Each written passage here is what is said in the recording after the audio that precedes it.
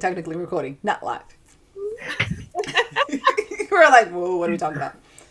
So, welcome everyone to first an exciting kickoff meeting for ear for everybody who's excited. We're gonna do an awesome introduction, get you guys ready to get excited about what we have this community. So we're gonna go around the room. I'm going to pass it over to the fabulous Dr. Tanya Nagel, just because I like saying that. Well, welcome everyone. I'm Tanya Nagel, and I'm excited about this marketing Kickstarter because, well, I get to talk about the sides of marketing that are comfortable and familiar for an old timer like me, with over 20 years in the business here. Oh, I've got an interesting title. Do we want? So we're gonna do that again because I don't know where Yeah, this research thing came from. I'm like, I was like, well, now I'm an expert. It's some things that I'm not an expert in. so Tanya, you might want to do your intro again because we're gonna cut that Yeah, out because I don't even know what that was. I was like, I yeah, should that's okay. no I have a titles. better plan. Then he's like, why am I talking to you two? All right, let's My try that title is again. chaos coordinator. I Miss Tanya. All you. Hello, everyone, and welcome to Evergreen Author Resources. I'm Tanya Nagel, and I'm excited about our Kickstarter because the marketing components that I cover in this guide are the ones that I am the most comfortable with and the ones that are least used in today's market. So hopefully you'll pick up a couple new tools. I Miss Jamie. Lead I us am, in. yes, I am Jamie Dalton. I am the oddball author who loves marketing. I love figuring out how to twist things into something bookish that works for connecting with audiences in ways that most people don't think about. And I love being able to, I love that publishing is not stagnant. I get very bored at my whole life, I got bored at jobs very quickly. So I love that, especially the marketing side, I get to continue adjusting. So an awful lot of what I end up doing for our upcoming Kickstarter has been me focusing on kind of pulling from different areas that I know people can make money from, but then at the same time, some up and coming things that I am seeing that are opportunities for authors that are honestly just outside of the box that I'm not seeing a lot of other authors utilizing. I love it. So I bring a little something different to the table. I think we all publishing. We all been publishing for a while. We all have tons of information. I usually want to be the person that tries to make it happy. I don't know, happy is the word of mindset building of truly getting people to start thinking outside of the box in terms of conquering your negative belief system, looking at yourself as you're meant to be here, that this is the platform, that this is the place, that this is where you belong. So my goal is to give you guys a way of thinking, of mindset that actually makes you feel like, oh, I can do this. I'm meant to do this. And that it's okay to try something new. So we're bringing something totally different. We're excited you guys are joining our Kickstarter and are getting ready to go on this journey with us. So we're here. We're excited to have you. We want to answer some questions and kind of go from there. Okay, ladies. So let's ask some questions because I really want to know. And then Jamie, you can go and play with whatever makes sense. So the question that I think most people always want to know is, why are we doing this? Let's start from there. Because let's be honest, there's tons of Kickstarters running around. There's tons of author resources out there. Why are we doing this? And why do we want to do this? Because this is a lot of work. Can we do that?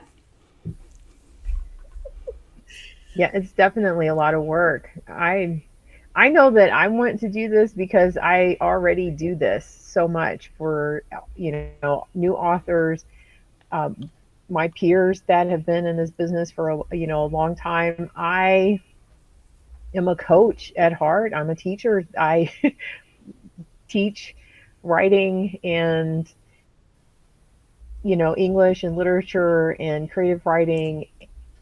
I It's just what I do. And you I do it think, even when we're not trying. So that's always Yes. exciting. right? I think that's kind of a big thing about all of us and a big part of why we kind of like gathered together for it, because all of us really have been coaching and teaching and doing all of these things for a long time. But I also know, like, when I first started my publishing journey a few years ago, I was so incredibly frustrated because everything I was finding was either so far outside of my like new author budget, or it was from someone who didn't have the credibility behind them. And I'm not saying that newer authors and authors that don't have, a lot of reviews or a lot of books, I'm not saying that that means they're not credible, but I couldn't see in what way they were. And I think that's kind of really what makes us unique, is that all three of us have such completely different goals with being an author. All of us have such completely different journeys as being an author. And then all of us honestly come with some pretty intense credibility, honestly, for what we are coming at this with. But then at the same time, all of us love teaching so much. And all of us have been like coaching and like giving so much advice out all the time for free, that it's never been fully like combined to be able to help authors in the way that we're doing. Because really, we're doing a very customizable way that is much more approachable for all types of authors. Jamie, I think you nailed the fact when you said that we bring so many different things to a table. And I think sometimes I know when I started out, and it feels like it's been a decade of starting out, and then everybody says you have to do this. If you want to make money, you have to do rapid release. If you want to do this, there's always a have to. And as authors, and I think once I got to know more authors, I realized there is no have tos. Nothing matters. It's a free fall. So having three different perspectives that bring something totally different of how we look at it, it's really exciting and something that has not been done, because I don't think we're trying to preach. We're just going to give you, and I think that's where the whole author adventure journey is like, choose your own adventure. We're here to guide and support. Good luck. So I love it. Yeah. So ladies, we got a mastermind coming up. Why are we doing a mastermind? Because I think that's the catch. Like, I know why I love masterminds. I'm like, ooh, what does a mastermind means to you ladies, and how do you guys feel about this? So I am not going to lie, I have never been to an author mastermind. I've been to others for other things, and I have always loved almost like the community that you get to feel and be a part of. A lot of times, just bouncing off your ideas off of other people can really help you develop and push yourself outside of your comfort zone. And I think one thing that's really unique about ours is that ours is not just going up there with, everyone talking and that kind of thing. Like, we're learning, and everybody is learning. All of us are learning from each other, even. And we're able to take that and kind of coordinate it, and able to actually like target it and use it while talking to other authors that are going to be better at it than us, or are going to be worse at it than us. Like, we're able to think of things and develop things that we never would have on our own. And I think that's really what's unique about a mastermind, is you get to do that in such a like localized, high functioning bubble that kind of just leaves you with the energy after that you just want to go and do it. I love it. Miss Tanya, what do you think?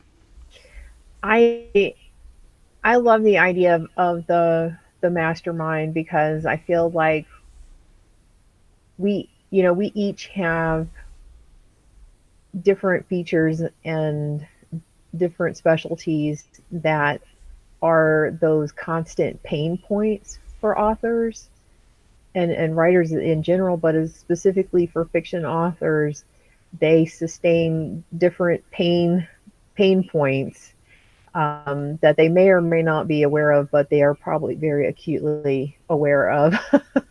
And we get the opportunity for those people who join us at the mastermind to help eliminate some of those pressures and those pains for those authors, and give them tools and resources and actionable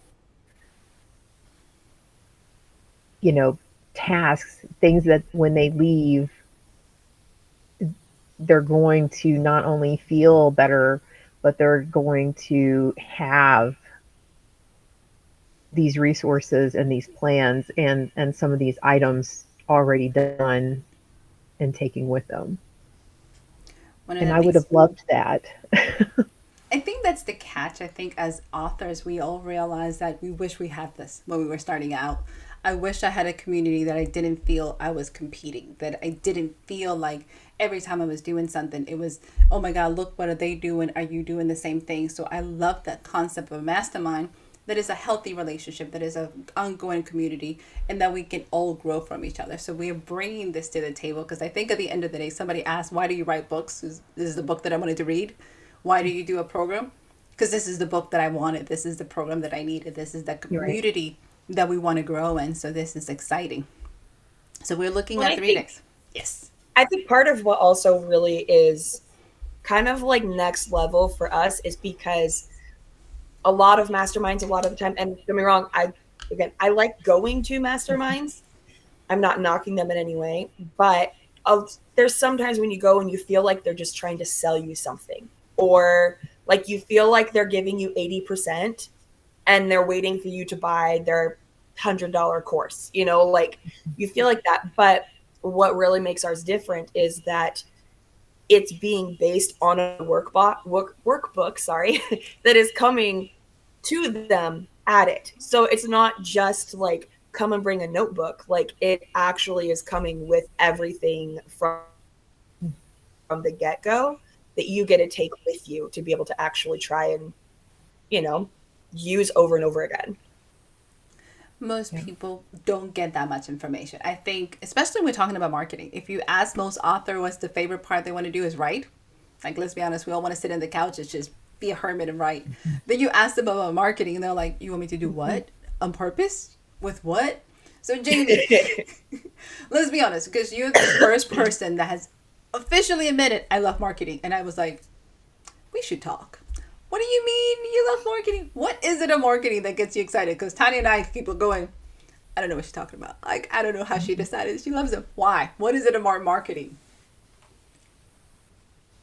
Marketing for me is literally just another way of storytelling. It's a way of figuring out how to do storytelling in little tiny mini things to reach your target audience. And I think that's where a lot of people struggle is they can't figure out who their target audience is, and they can't figure out how, like there's that running joke all the time for authors that we can write the book, but we can't write a summary or a blurb to save our life. I love the summaries and the blurbs. I love the hooks because they're mini stories in their own. And that's what marketing is in general. Social media, mini storytelling, Facebook ads, mini storytelling. Like everything literally is just mini storytelling. So for me, it's just exploring and expanding the ways I get to storytell as an author. And I think a lot of times, if we just shift our mindset a little bit into that, it's so much less intimidating. There's so much more that you can actually do with it. But it can be difficult to shift our mind to that because a lot of times we're working on expanding the world. We're working on expanding our books for, more depth, more detail, trying to get in all the things our readers want while doing the story we want to tell. And it can be hard to figure out how to compartmentalize it and categorize it in the right ways for marketing. And that's really kind of like the biggest trick to becoming good at marketing is like figuring out how to compartmentalize your storytelling and decide where you want to do that. The first time you I said just this get is too distracted.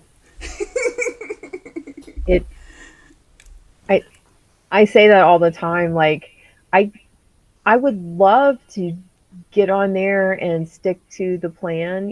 I have like a little notepad behind me and it says plan the work, work the plan. And I always have the plan when I get on social media that I'm going to, post my stuff first, but then I'll have a question in the inbox. And then I go to other people's needs and I go to other people's posts. And then by the time I'm done with that, I've completely forgotten mine, what I was there to do. And I know that about myself, and I think that's why I like some of the old school style, like press releases and, on site, in person, live stuff. I'm better at that because I can't get distracted. And anytime I go on social media, I completely get distracted. If I don't like shut everything out and just post what I'm there to post, I get distracted. I think that's the beautiful part about what we do as a team. And I usually find it very interesting because we get energized from each other. We're very much, and we can also get carried away. We can sit here and talk about nothing. We're like, so what's the Hmm. meeting about? It's like, oh, focus on the meeting. But it's the energy, it's the energy that everybody brings as a concept. Like, have you been to an event? How do you tackle an event? And I think, Tanya, you said it very well. Knowing yourself. What is your strength? The one thing that I realized when I started, everybody says you got to do everything, you got to be everywhere. And I found myself burnt out. Very Mm-hmm. little got done. And all I did was like, I hated everything because I'm like, I'm chasing myself back and forth and nothing's getting done. So we're hoping to give you guys some tips to get you focused on the things that you're good at and you're excited about, that you want to do, that is truly going to make you successful. And then you have to define success. I think that's the part. So, ladies, let's define success. What is success for you guys? Because I think that's the part. As authors, we tend to compare ourselves to everybody else's success, and they're like, do we make it? Do we there? How do we define it? What is success? That's so You, tough. So I'm going to go with success because I think my definition is usually everybody says like it's a little like mindfully, feel good. I found a new definition of being successful to me that makes sense. It is being able to create that it works that still makes me excited. And it's something that I realized for years I had spent my days trying to say success was making this much money or how many books I was publishing or how many followers I had. And then I realized that target kept moving for me and it just kept getting bigger and bigger. Now is having a storyline that just makes me excited and then trying to get readers to connect with that. And that to me, I was like, ooh, nailed that. That joke went really well. Every once in a while, not so much. So success has become a little bit more micro than it did when I started out, which is completely different than I was expecting in my life. I think at this stage in my life, at this age of my life, the fact that I'm still here, I'm still doing this, I'm still hooking and jabbing with the new people that are coming in. Um, yeah, that's all my Marine Corps coming after me. I'm sorry. Like they're like, what is she hooking and jabbing? I'm sorry. Um, it I I know who I am and the fact that I am always going to be evaluating every year where I'm at, where I want to be, and how I'm going to get there. And so success for me is a continual moving target. It's like once I've hit one goal, then okay, that was successful. I need to set another goal for if I don't hit a goal, right? Then I look at that as a learning opportunity after after I beat myself up about it, then I look at it, reevaluate it, and then figure out like what I do right, what I do wrong, what am I going to do? Like is this even something I should be trying to measure with myself or am I is it something I need to just, let go of? Um but that again that's old school Marine Corps, know yourself, seek self improvement, leadership traits. I can't let those things go. They're just part of my core nature now, my DNA. Yeah. No, that actually makes a lot of sense. I think I kind of came into publishing with a little bit different mindset than a lot of people do. Partially because I was working on my first books, but my intro to publishing was years of cover design because I wanted to learn the marketing side. I wanted to engage with authors and develop my own like level up where I could before I started publishing. And so like I was paying to take courses. I did classes that ended up being from like a couple of the artists that have done Sarah J. Maas's covers. Like I dug in as much as I could, which also meant I worked with a lot of authors from beginning to like seven-figure authors, and every single one of them felt like they weren't fully successful yet. And that was very eye-opening to me, especially because when I first started everything, it was around the time I had my daughter, and I had this huge aha moment of, I if something happened to me, I had literally nothing to give her. I don't have an inheritance for her. I don't own a house. I don't have anything of value that could help her if something happened to me. And that was a big part of what I found very attractive about publishing, was that they are my inheritance to my kid. Like if something happens to me, she can make a full-time living off of it in the future, and that's great. So like for me, I never really had a number I was going for. Like my first goal really was just for it to be self-sustainable. And part of that included me learning how to do as much of it as I possibly could myself, which again, years of cover design, learning how to do marketing, learning how to do as much as I could by hand, and then also deciding to think outside the box a little bit because again, talking to authors before I ever started publishing my first book, it was very clear that it was going to be a very big struggle if I was planning on trying to become a successful author purely by being in KU, purely by selling ebooks, purely by selling physical books somewhere else. And when I was doing the math, and I was like, if I'm making 80 cents a sale in KU on a book, that's going to be really hard and a lot of stress to try and make that kind of money back. And so I definitely know that I came into publishing and started publishing my own books with a very different perspective than a lot of authors, because my goal was not to immediately be having a book blow out of the water and have, be picked up with a seven-figure deal. Like that's amazing. But I also knew that that probably wasn't going to happen, and that I was not going to be coming into this. I couldn't be coming into this with the expectation or even goal of something blowing up really early, really fast, because that doesn't normally happen. I needed to figure out what I was going to enjoy doing for the long haul while I built an audience and what I wanted to build that audience around, which again is just not something that a lot of authors think about until they're four or five books in and they're going, why is this not working? That's a huge different perspective shift. And the fact that you actually looked at it from the beginning, because I don't think when I started publishing, my goal was ever to do anything besides write one book. That was it. I needed one book because I hated everything I was doing and I needed an outlet for my creativity.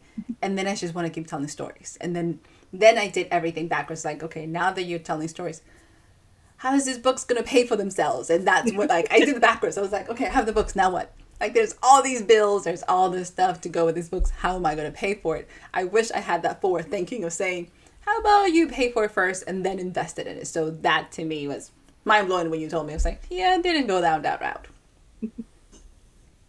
I didn't either, but that was again because when I started before indie publishing was really a thing. So I only had one route to take, and that was the traditional, either the large or small press. And we had no control over covers, over edits. Like, you could suggest, or you could go back and forth with your editor if you were, I know for me, like one of the first books that I had with an editor, they wanted to lowercase the word marine, and I said you absolutely cannot do that because you will absolutely destroy my credibility with anyone who knows anything about the military. That has to be a capital. I completely, from a grammatical standpoint, get you, but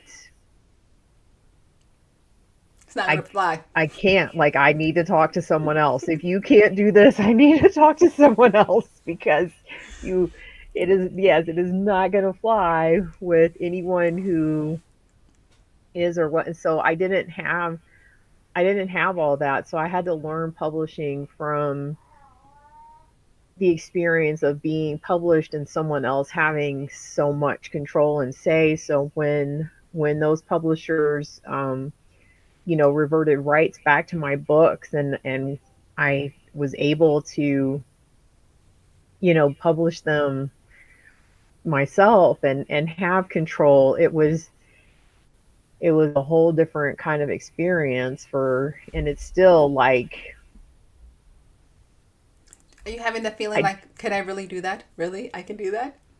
yeah, and back then it's like I had to do that because once something was published, no one else would take it. So if that publisher closed and you had, and I got lucky enough that to have my rights, my work not tied up in some, you know, bankruptcy case, or in some other, contract that didn't have that clause in there. Um, I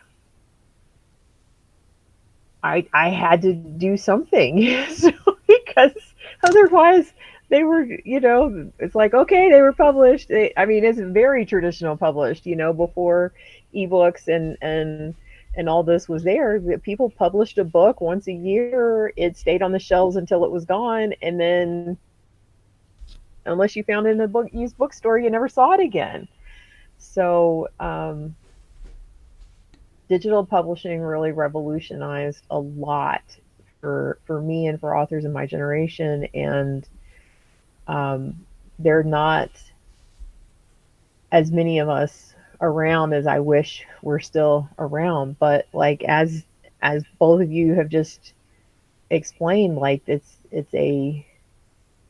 is a constantly moving terrain out here on the author landscape. So you've got to you got to be prepared to change. If what you're doing isn't working, you have to be prepared to change. And I am nothing if not flexible in that way. I've always pictured, I feel like there needs to be like an author meme that we just send people when they're having a hard day, or like when they feel like their author stuff is just collapsing around them. That's like Ross and Rachel with the couch on the stairs, and it's just like pivot, pivot, Yes. pivot. Like, because it's so true. That is like, Yeah. if you can't pivot, being an author is going to be next to impossible because it never stays the same. I think that's the part when it comes to marketing and everything else. It's the same thing we tell authors, don't be attached to your darlings, but we don't tell them about the rest of the business. Like, don't be attached to that because it might change. Like, we are okay Yeah. killing our darlings in the Hmm. books. But then we hold on to the way we do marketing, or the hold on to the way we do old events, or the way we come in front of people. And it's like, that's just not working. That is not working. And it's okay. But we also don't take it fun. We like make it really serious. So, Jamie, pivoting becomes difficult because we have to be serious. We are convinced that this is some serious business and we gotta like be out there all the time. And half the time you're like, you are not having fun. Like, you look miserable. And like, everybody's terrified because like, you look miserable. We don't know what's going on there. I fully admit, I think that's one thing that like the Pantsers have like going for them, is that like pivoting is typically part of our just natural element. And in fact, we get bored if we're not constantly pivoting. So like, honestly, I think that is like, I've found most of the authors that I work with, typically the ones who are heavy outliners, have a very hard time with marketing. And typically the Pantsers, once they can figure out what their actual tropes are and who their target audience is, they take off running with marketing and they're doing great.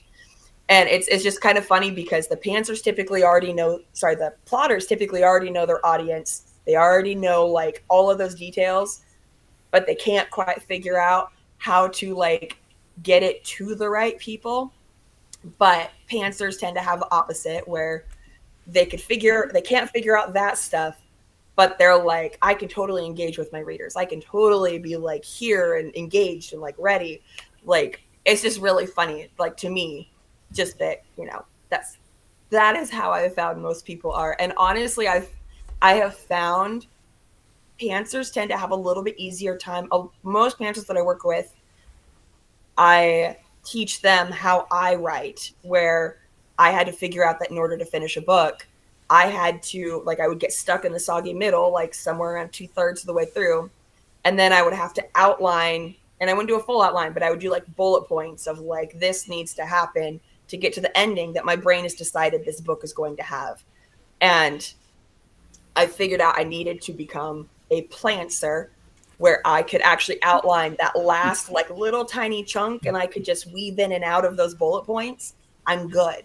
And I had to have like things set up that it's annoying when you first start writing a book to have that extra document of all of the character names as you make them up and all of the descriptions and all of the locations and like the scene beats as you write them, like a one sentence scene thing. Like it's so frustrating to do that, but it It's so worth completely it. changes the game when you have that there and suddenly you can analyze it when it's time for marketing and you're like, oh, I can tell these are the tropes I used because I actually wrote them down.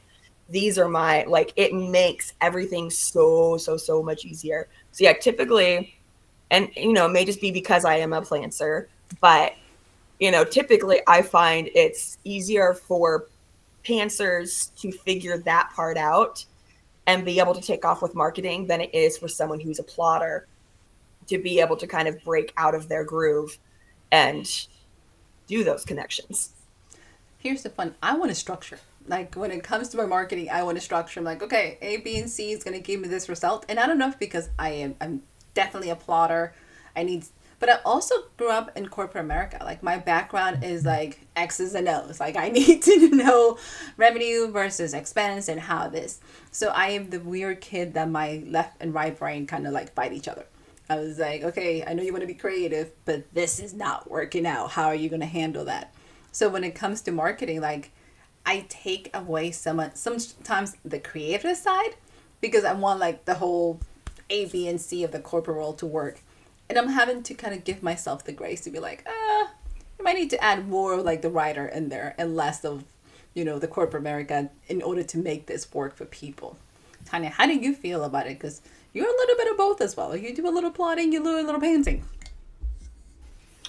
Yeah, I see. I think that for me, I'm better at marketing like this nonfiction, right? I can definitely get in there and tell you that I am worth your time and money um, for this.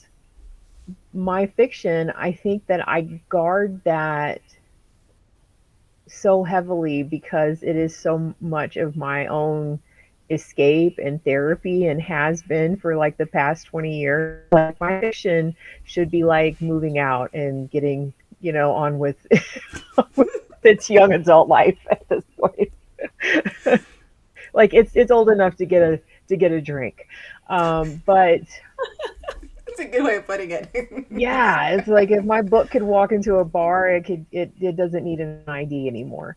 Um, but I still guard it, like I don't, and I just like having fun with it. And the business side of authoring isn't terribly fun, but I understand the business side of nonfiction because I've been in higher education all these years being paid to teach people. So this part of it, it's like, oh, this makes complete and total sense. Where my stories, like, like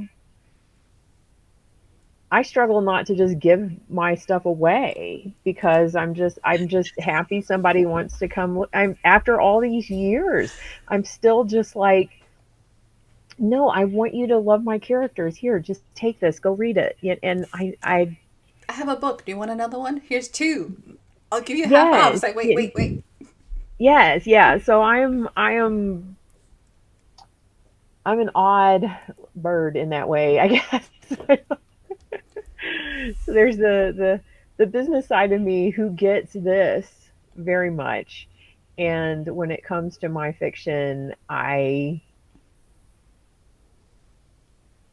Okay. I just want to play with my characters. I just want to live in those worlds with them and share them with the world and traumatize the world with some of them and like and Yeah. and enjoy that without worrying about the rest of it, which is not good business advice for any author. So for anybody listening, you guys get an understanding that we're as real as it's going to get when it comes to our own careers. We also want you to realize that every path you take is a fabulous path. You just have to own it and realize that you can pick from any of us or a little bit of everything and figure out, okay, what makes sense for us. So we're doing our pick your own adventure. Ladies, do we want to talk about it? Because we have not mentioned this, and this is the part I'm all excited about. Yes. So, Jamie, come on. Like, I'm so excited because I get to be a ninja. So, hey, everybody else, back off. Like, I'm claiming this. What? I have no issues. I'm claiming that one. Yes. What is pick your own adventure? Let's bring them into this. So, what we have done is for all of our resources, we have kind of this process of choose your own adventure where we have broken down different author behaviors and personalities. And, in the future, we may add on more. But we have different things. For example, like as DC mentioned, the ninja, where it's someone who does not like their identity to actually be known and connected to their stuff, or they have multiple pen names or that kind of thing. Like they don't necessarily need the notoriety to actually be about them. But then at the same time, we have others who are like the nomad. There's someone who loves exploring genres. They love writing in a lot of areas. There's like the professor who loves learning every single thing. And when they write their stuff, it's like super analyzed. Their worlds tend to have a lot of detail. We have a variety of different things because, like I said, we're all very different authors, and what we need to do is going to be very different. And there are some things that for different personalities are going to be so much easier to hire out for. And but at the same time, there's some that for other personalities is going to be way easier for them to learn how to do it themselves so that they have the control. But then also there's some things that just having a tip or trick, like I was seeing a comment from somebody, there was social media has been talking a lot about lately about how over the last 5 6 years in publishing it's changed so much, and a lot of it is that a lot of authors are burning out because there's so many options of what you can do for marketing, for publishing, how to do it, that there's so many more options now, and it can feel like we need to try and do all of it all at once. Mm-hmm. And so one thing that we are kind of working on is that the resources we're putting out there kind of highlight those options, but at the same time, maybe recommend trying different things for different types of personalities because it could be easier for that personality type. And no author is just one personality type. None of us are just one little box. We're all multiple. So it's just a way of being able to kind of like niche down a little bit and and really accept that it's okay that your writing journey is going to be completely different from everyone else's, that your goals are going to be different. What's going to be easy for you is going to be different from someone else. What how it's going to be best to connect with your reader is going to be completely different for you versus someone else who's writing the exact same things. And honestly, sometimes that is just a difference in yourself from year to year as we change who we are. So when this concept was brought up, it was one of those like aha moments that were like, oh, and we heard different programs have different styles that you can kind of pick for. Like I think every corporate role has like a personality test, which I adore. Personality. How do you learn? How do you teach? All that fun stuff. I am a corporate instructor. I do that on the day life, and I'm one of those people that has a day job. And I know when I started writing, that became the thing everybody wanted to beat out of you. Like, in order to be successful and a true writer, you can't have a day job. And I'm like, do you see me without adult supervision? That would be awful. Like, I need some guidance in the day life. So, choose your own adventure just hit my soul. I was like, that makes sense to me. Like, I can be a little bit of all of these things. Sometimes in the beginning of the year might be different than at the end, and truly find what I'm really excited about. Tanya, what do you think? I I love it because we all go through different stages, and I believe that having a little bit of an identity that you relate to, um, and then finding other people, especially in our community, that also relate to that, then one, you don't feel as alone in your identity. Like we immediately are able to communicate with people on a different level, even if it's like, oh, we're both ninjas, oh, we're both nomads, oh, we're both this, we're both unicorns. I like whatever it is that you are. It's like this is, and we don't have a unicorn, we have an astronaut, but but whatever it is that you are identifying with, that adventurer, um, there's someone else out there that is also identifying with that author journey, and these things change over time, or you might notice characteristics, and I think that it's much better to set goals for characteristics of authors that you admire or roles that you want, rather than setting things like, I want to make as much money as that person. I want to have the same titles as that person. I once had a student who, misguidedly, of course, professed deep emotions for me. And of course, I was old enough to be the student's mom. And so I, I said, I am flattered that you feel that you are attracted to me, but you're not actually attracted to me because you don't know me. And there are very unattractive characteristics about me that you are unaware of. What you are attracted to is my position in this classroom, the success that you perceive that I have. So think of what you want in terms of where I'm at, rather than you wanting me, or you want to be me, you don't want me. So, and I think that student was kind of like, oh, because that's more of the truth. Like there's no Mm-hmm. possible way. Like you might visually think of something that's attractive, but a lot of times when you talk to someone after you've gone past visual, that goes away very quickly, right? um, but the position of authority, the ability to communicate with people, to be empathetic, all of those characteristics were the things that that person and other people get attracted to. And so I like the idea that what we're offering them are characteristics to be drawn to, some things that you possess, and then some things that you can look at as goals that you'd like to add to your author toolbox. And so that's why it's exciting for me, is because I think that it gives, again, control of your own author destiny, your own journey. Lots of people are on this trail with you, but you're all having your own little path at the same time. I I love the fact. remember I remember when I first published my first book, there was another author who published her first book on the same day.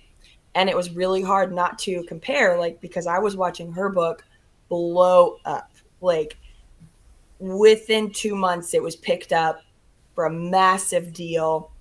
I knew she was in the works on a deal, and I adore the book. I adore her.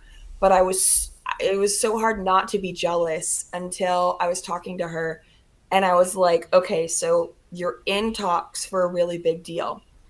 And she'd been like number one on Amazon for weeks, and it was so great. I was like, okay, so how much have you made? And she's like, I haven't even earned out how much it cost me to produce the book yet. And it was so eye-opening for me that like someone who was having this dream success of their first debut book taking off at that level still had not paid off what they put into the book. It was so eye-opening to me, and like that was literally the last time that I really compared. I'm wrong, you have your moments, it's really Mhm, hard not mhm, to, Yep. mhm. but that was the last time that I really let myself sit there and go, oh, I wish that I had their success, because I really, that was the first time I really had it click how little an author makes per sale versus what people are paying for it. Yeah. It's a huge epiphany, and some of us get stuck in the comparison mode. And I think it's also like kind of like the author's dark secret that we don't want to talk about it. I'm like, we all compare. We all have an imposter syndrome. We all have all these things that are beating us up. And by not talking about it, I think it just gets worse, because then we feel we're the only ones going through this and nobody else is doing it and everybody's amazing. And I think Kara, Tana, you name it, control. Like we all want control, and sometimes it feels like we're like, I'm failing miserably and nobody else gets it. So yes. So ladies, before we leave, closing comments. Mastermind coming up, Kickstarter getting ready to take off. What are we hoping people will get from this, and what do we want from them to get out of this choose your own adventure journey? I'd really like for authors, regardless of where they're at on their journey, like of course, if you're a new author, the marketing and the mastermind would certainly be beneficial to you. But it might be overwhelming in ways that unless you are ready to like really kind of dive in on because they're and we will create a lot of new author resources, but there are just so many new author resources out there. It's why we kind of started in the middle. I've had people ask that, like, why are you starting with marketing? What about those of us who are working on our first books? And I'm like, there are tons, and we will create those. But the reason is because, like Jamie's soggy middle analysis of the book, we get in this soggy middle of people who are not necessarily new, not necessarily like where they want to be. They're in this soggy middle of their careers, of their authorship, of their um, side hustle, like whatever way that they are doing this. They are in this position of needing resources and tools and methods, and not feeling like if I don't do this, they need those options that suit them. And I feel like that's what we're bringing, that's what we're offering. And I don't know that it's really been presented or offered like that before. It's usually like you have to, we're all that, like the target readership and the target audience. It's very much like you either fit in this box or you're going to try to shove yourself into this box to fit because there's only one way to do this. And we've all been around long enough to know, and we've all been on such different journeys that there is no one way to do this. There are multiple ways, and everything that we're giving them, we will continually have to update because it will continually change. So it's not like we're even saying like this is the stamp on it. Like you'll never need another marketing guide in your life. You'll actually need to be a part of our community so that you can continue to keep up with what is going on, so that you can continue to cherry pick the things that are going to work for you and your authorship as you move through your author identities and stages. Love it. It's Jamie. I think for me, it's that sense of community, but then also just remembering the fact that every single author, every single level is looking to level up somehow. And there's no, again, like you were saying, there's no one way to go about this and become successful. And one thing that's kind of hard to remember is that when it comes to publishing, and honestly, most things in life, you can hit that goal, but it's impossible to stay at it. You're always either going to go above it or you're going to start dropping below it. And I think that's really, that's part of what makes us unique, is that, like, one, we're not going anywhere. All of us are still planning on continuing to publish long term. We're not looking to make our full-time incomes from doing this stuff. We are literally creating these because we can't find these resources ourselves. And so we know that others can't find it either. And so we want to be able to help people and, like, truly help them. And I think the fact that we're coming at it at an education side where it's really appropriate for any level, even if someone is at 6 or 7 figures, there's going to be little bits and pieces that we have that haven't been their strong suit yet. And that, we kind of lean into that a little bit in a way that others don't, because we are all very open about our flaws, our mistakes. When things hit the fan, we're all very open about that with our readers and our community. And I think that really is like a difference, is that we want to continue that with the community, and that we come at this with the thought process of mindset, because all of us have dealt with burnout, with the negative internal self-talk. We've dealt with that so badly. And again, it's just a side of publishing that's never talked about, and there's never resources to help work through it. And so for us, we're really trying to come at it with a well-rounded, taking care of yourself while taking care of your business, while having your life be different, because all of us have such completely different at-home lives that have completely different challenges. And so we're coming at it in a very different way. I think partially because there's three of us really that are just, we have things in common, but we are definitely very, very different people. And as far as I know, there are not really other resources like that are going to be able to let people connect in that kind of way and be seen in that way and felt in that way. We bring a certain energy that most people don't see. And one of the things that I had a mentor always say is, if you want to keep getting motivated, you have to stay close to the fire. So anytime I feel like, if I don't talk to one of you guys throughout the week, I feel off. I'm like, okay, I'm going down my path by myself and I feel not in touch. So I find myself having that group of authors that I can reach back. And sometimes it's just to be like, are you good? Is everything okay? It is that checkup. Or like, hey, I have a book coming out. Most of the times we have people in our community that reach out when they want to do a swap. Or like, hey, can we? Sometimes you just want to say hi. So it is building a community that is not transactional, that is not based on a tick for tack, that this is actually a place that you can just have somebody celebrate it. Like, very rarely have I asked my friends, like, hey, can you share my books? But they all do, because, like, you have a book. Did you tell anybody? It's like, I did not, but I told you. And they're like, how about you share it? Like, so this is a community that is not a transactional, that you don't feel that you have to give something to get something back, but that you do become part of this because it's something that you want to grow and that you want to stay close to us. So we are excited to have you guys be joining in this amazing journey. You're going to pick your own characters because I know we do. And ladies, it's always so much fun. So thank you.